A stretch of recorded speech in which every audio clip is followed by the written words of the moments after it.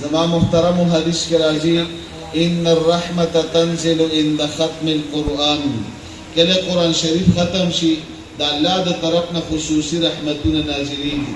دی وخت کې په تاسو باندې تاسو محله باندې چمګاون باندې علاقه باندې په دې لارو کوڅو باندې دا الله د طرف نه د خصوصي رحمتونو باران دی ځکه ګڼو ماشومانو د قرآن شریف ختم کړي من ختم القرآن فله دعوة مستجابه قرآن سو ختم کی دا سوال دعا قبلیږي د ماشومانو سره د قرآن د ختم نسبت دی دوی به دا واړه واړه لاسونه الله ته اوچتوي د دوی دا دعا دونه مبارکه ده چې انشاءالله د دوی د دعا په برکت به زموږ ستاسو د ټولو دعاګانې قبلیږي انس ابن مالک رضی الله عنه صحابي دی معمول بیدو کله به کور کې په خپل قرآن شریف ختم کړ خپل اهل او عیال به را جمع کړل راځي په شریک باندې دعا غواړو مانن قرآن شریف ختم کړو د قرآن د ختم نه پس دعاګانې قبلیږي او زما محترم او زموږ تاسو مثال داسې دی یو سړی کور چاردامو کې مسجد ته د جمع مونځ دپاره راشي او دې مسجد ته راورسېد امام په آخري قاعده باندې ناست دی او دې په آخري قاعده کې امام سره شامل شو زمونږ د فقه مسله دا د دې کس ته د پوره جمع ثواب میلاو شو ځکه الله غیرتی ذات دی قدردان ذات دی د الله خزانې ډکې او په دې خپلو بندګانو باندې الله ډېر مهربانه دی زما محترمو نن تاسو د مجلس ترالی په اخلاص باندې الله دې زموږ د ناس تراتل وینا اورېدل دا خپل دربار کې قبول کړي دا د دې ماشومانو د ختم آخري قاعده وه تاسو لیدل قاري صاحب ورته آخري صورتونه تلاوت کړل په دې آخري صورتونو کې موږ تاسو په اخلاص سره شامل شو انشاءالله د الله د ذات نه امید دی تاسو ټولو ته به انشاءالله د پوره قرآن شریف ثواب ملاویږي د ختم ثواب به ملاویږي یو بنده قرآن ختم کی صلی علیه عند ختمه 60,000 ملک دغه کس د پاره 80,000 فرشتي د بخښنې دعا غواړي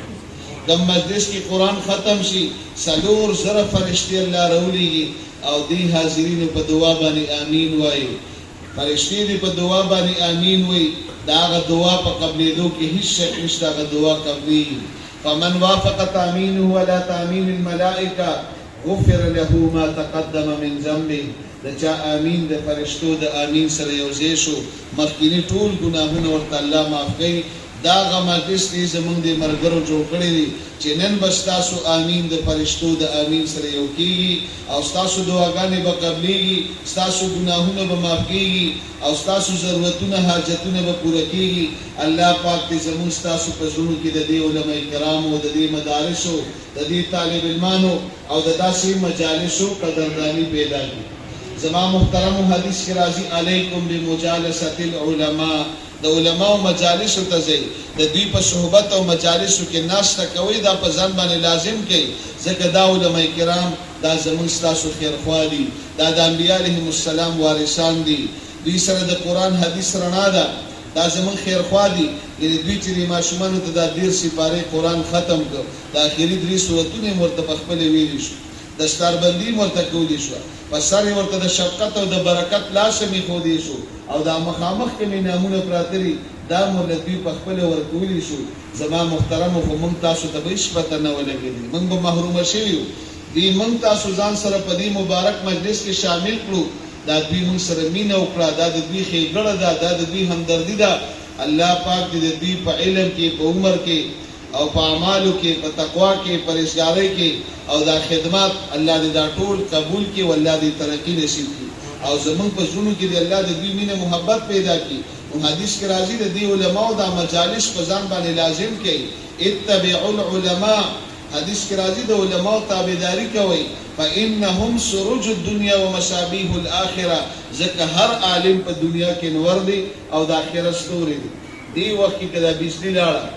او یو پی ایس نی جنریټر نی او بجلی لاړه او ډیوه نشته لاټین نشته بیټري نشته نو سم خیال دې مجلس کې به موږ تاسو ته یو بل ښکاري که تاسو د دې ځای نه روان شئ نو دا بار سړک به درته ښکاري کنده به ښکاري ویڼۍ به ښکاري دیوال به ښکاري د خپل کور دروازه نه ښکاري کور کې راته خپل کټ بستره نه ښکاري خپل بچي راته نه ښکاري تیاره راله نور پرېوت حدیث کې راځي د کائنات نور دا عالم دی الله مکه عالم ختم شو مدرسه بند شوه داسې د جهالت تیاري به راخوري شي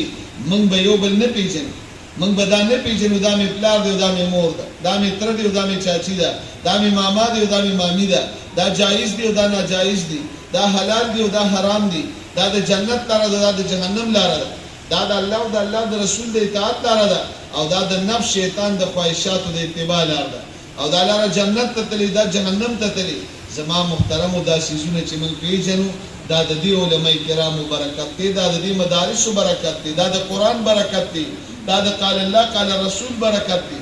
نو حدیث کې راځي د دې علماء کرامو مجالسو ته ځئ او د دوی کلکه اتباع کوئ، دوی سره مینه محبت کوئ. اهل القرآن اولیاء الله، دا قرآن والد الله دوستان دي، ستا د مسجد امام او دا قاری صاحب او د دوی شاګردان او په دې جامعه کې دا مدرسین، دا علماء کرام او د دوی دا طلبه کرام، د دوی ټول نسبت د قرآن سره د الله کلام سره دی، دا ټول د الله دوستان دي. فمن عاداهم فقد عاد الله ومن والاهم فقد وال الله. دوی سره دوستی الله سره دوستی ده او دوی سره دشمنی الله سره دشمنی ده.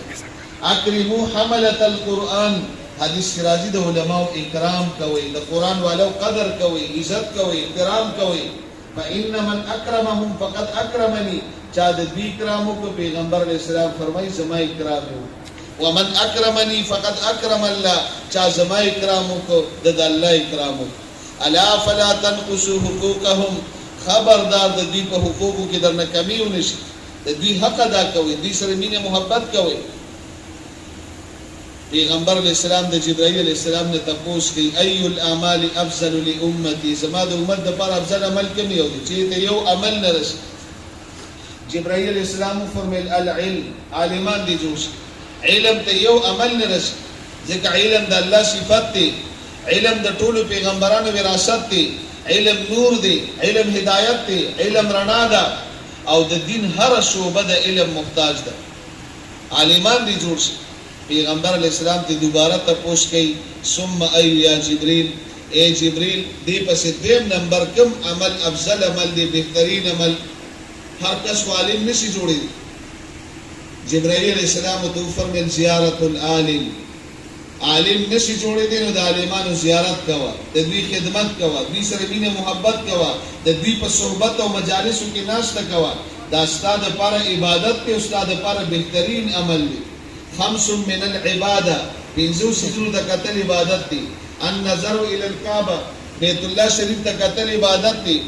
النظر الى زمزم، زمزم ابو ته قتل عبادت دی. النظر الى المصحف، قرآن ته قتل عبادت دی. النظر الى وجه الوالدین، د مور پلار مخ ته قتل عبادت دی. النظر الى وجه العالم، د عالم مخ ته قتل عبادت دی. عالم جوړ شه، عالم نشي جوړېدی، د علماو ملګری جوړ شه، د دوی قدردان جوړ شه. کن عالما، حدیث کې راځي په خپل عالم جوړ شه، او متعلما، طالب العلم جوړ شه، او مستمع، د دې خلکو اوریدونکي جوړ شه، او خادمه، راشه د دې علماء کرام او د دې مدرسې خادم جوړ شه. ولا تكن خامسه، پنځم جوړ نشي هلاک بشي. والخامسه ان تبغض العلم واهله، پنځم څوک دی چې عالم هم بدی شي، مدرسې هم بدی شي، د مدرسې طالب علمان هم بدی شي، مسجد ته د مونځ دپاره راشي امام هم بدی شي، قاري صاحب هم بدی شي، د قاري صاحب شاګردان هم بدی شي. دا پنځم جوړېدل دی. الله دې موږ تاسو د پنځم جوړېدو نه وساتي.